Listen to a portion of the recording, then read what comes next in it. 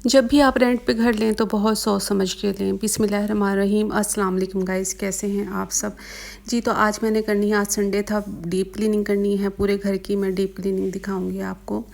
तो मैंने ये कहना था गाइस कि जब भी आप घर लें तो बहुत सोच समझ के लें। रेंट पे ख़ास तौर पे जो घर है, अगर आपको इर्द गिर्द के लोग कह रहे होते हैं कि घर ठीक नहीं है या ये घर इस घर में रहें तो बहुत ज़्यादा परेशानियाँ आती है या हॉन्टेड है या जो भी है, तो उनकी बातों को आपको इग्नोर नहीं करना चाहिए।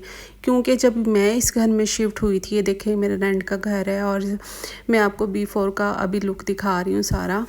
इसकी दीवारों पे इतनी ज़्यादा सेम है। और ये जो मेरा बेडरूम है, इसके ऊपर तो मैंने खुद ही ये पेपर वगैरह लगाया था, शीट लगाई थी। ये सारी शीट हमने खुद लगाई है, तो ख़ुद सारा एक्सपेंस किया है। लेकिन जो दूसरा रूम है जो मैंने आपको पहले दिखाया था, तो ये वाला वो रूम है, इसके ऊपर मेरा कोई एक्सपेंस करने को दिल नहीं करता।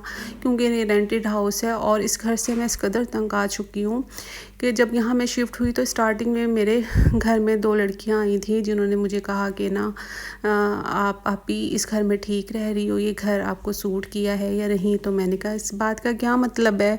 तो कहती हम यहीं पे रह के गए हैं और मैंने यहाँ पे छोटा सा पार्लर का सेटअप बनाया हुआ है। आपको ये चेयर नज़र आ रही होगी और वहाँ एक साइड पे सिलाई का सेटअप है। क्योंकि जब मैं स्टिचिंग की वीडियोस बनाती थी तो मैं यहीं पे बैठ के बनाया करती थी।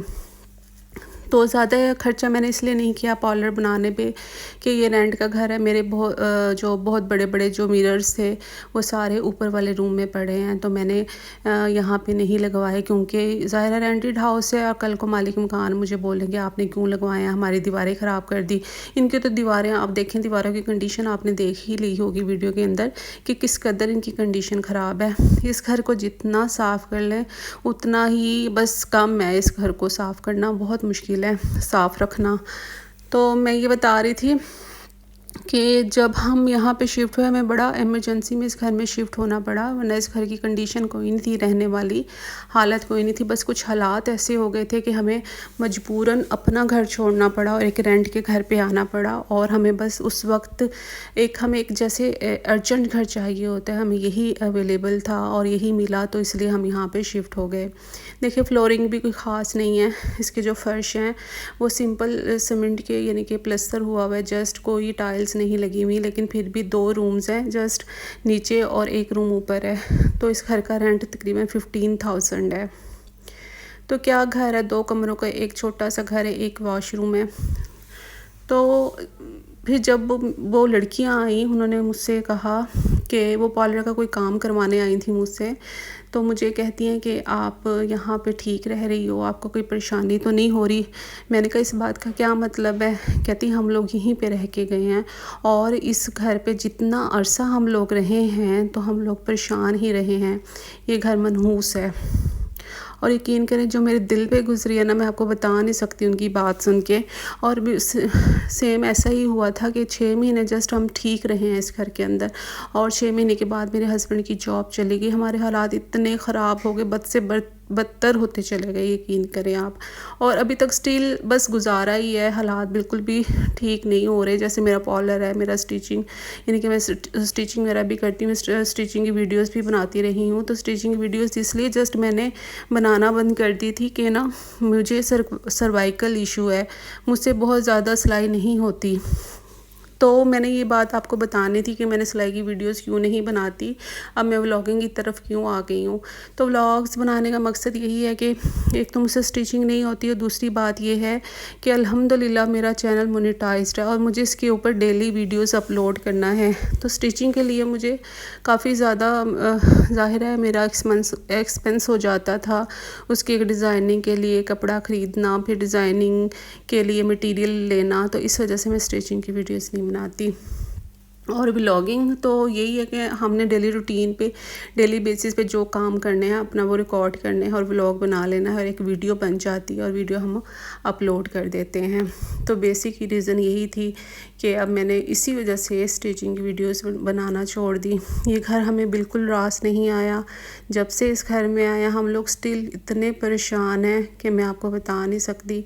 और मेरी जो ऑडियंस, अगर मेरी को ये लोग कोई ऑडियंस या व्यूवर्स कुछ भी जो भी हैं वीडियो देखें तो मुझे बताएं कि उस घर का कैसे पता लगाया जा सके कि आया ये जगह ठीक है, रहने के काबिल है, नहीं है। जगह एक होता है ना कि एक जगह भारी है, बाज़ लोग बोलते हैं ये जगह भारी है, या यानी कि हॉन्टेड जिसको बोलते हैं, तो हॉन्टेड है या मनहूस है। अब मुझे समझ नहीं आ रही, वाकई हमें ये घर बिल्कुल भी रास नहीं आया। इस घर में आके हमारी इतनी ज़्यादा परेशानियां बढ़ गई हैं। इवन छोटी छोटी बातों में बच्चे लड़ पड़ते हैं, कोई ना कोई बात हो जाती है, लड़ाई हो जाती है, 100 मसले मसाइल निकल आते हैं डेली बेसिस पे।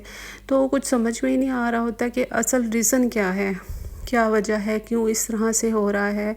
हत्ता कि पहले भी हम लोग रहते तो ऐसा कोई ऐसा कोई इशू नहीं था, लेकिन वाकई उन लड़कियों की बात जो है वो मेरे दिल में बैठ गई है। और हमें चाहिए था कि हम उसी वक्त अपना घर जो है वो चेंज कर लेते, लेकिन क्या था कि हमारे पास इतने वसाइल नहीं थे कि घर चेंज करने में भी आपको पता है 1.5-2 लाख आराम से लग जाता है। सामान की शिफ्टिंग है, सामान को यहाँ से ज़ाहिर है कलेक्ट करना है, इकट्ठा करना है, फिर दूसरी जगह शिफ्ट करना है। उसके बाद जितनी भी इलेक्ट्रिक चीज़ें हैं, मतलब एसी है या मेरी ऑटोमेटिक मशीन है, या हम लोगों ने आके यहाँ पंखे लगवाए थे और बल्ब वगैरह वो सब चीज़ें हम यूपीएस की फ़िटिंग करवाई थी, वाईफाई का कनेक्शन करवाया था। तो देखिए इतने ज़्यादा मसले मसाइल हैं, उन सब को फिर यहाँ से उतरवाना है और फिर दूसरी जगह पे जाके लगवाना है। तो उतरवाने के अलग चार्जेस लेते हैं, आपको पता है, और फिर लगाने के भी, यानी कि फ़िट करने के दूसरे घर में फ़िटिंग के भी अलग चार्जेस होते हैं।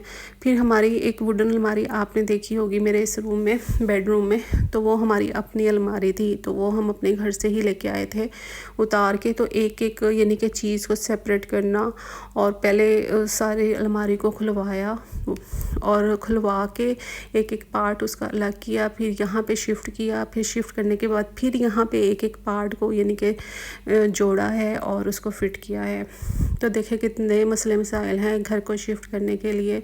तो बस यही चीज़ें सोचते रहे कि अच्छा आज हम करेंगे, लेकिन जब देखते हैं कि इस घर को शिफ्ट करने में इतने ज़्यादा एक्सपेंस आ जाएगा, तो बस फिर वहीं पे इरादा जो है वो डामाडोल हो जाता है। तो हम अभी तक अपना घर शिफ्ट नहीं कर पाए। लेकिन मैं बार बार कहूँगी कि जब भी आप कोई घर ले रहे हो, इर्द गिर्द के लोगों से लाजमी पूछो, आसपास जो नेबर बैठे हैं उनसे पहले मालूमात लें, इंफॉर्मेशन लें, क्या आया ये घर ठीक है, यहाँ पे जो लोग रह के गए हैं वो खुशहाल थे, उनके घर में कोई मसले तो नहीं थे। तो यकीन करें हम जब से यहाँ आए हैं तो इतने मसले मसाइल हैं ज़िंदगी में, ये जगह बिल्कुल भी ठीक नहीं है, अच्छी नहीं है, हॉन्टेड है, ये तो अल्लाह जानता है। लेकिन मैंने 2-3 बार ख़ुद रियलाइज़ किया, जैसे कोई वाइट कपड़ों में कोई ना मेरे इस वाले रूम में आया है जहाँ पे मेरी सिलाई मशीन पड़ी है, और 2-3 बार मुझे ख़ुद रियलाइज़ हुआ है और क्लियरली रियलाइज़ हुआ था कि जैसे कोई अभी अंदर गया और वाइट कपड़े पहने हुए हैं इसने, इतना मुझे क्लियर फ़ील हुआ है। लेकिन अब मेरे ऊपर अल्लाह की बड़ी रहमत है, अल्लाह का बड़ा करम है, क्योंकि मैं इन चीज़ों से बिल्कुल भी नहीं डरती ना। तो अल्हम्दुलिल्लाह पता नहीं अल्लाह की तरफ से कि मुझे इनसे डर नहीं लगता। और देखिए मैं समटाइम्स अकेली होती हूँ, मेरे बच्चे स्कूल यूनिवर्सिटीज़ वगैरह होते हैं, मेरे हस्बैंड ऑफिस होते हैं, लेकिन अल्हम्दुलिल्लाह अल्लाह का बड़ा करम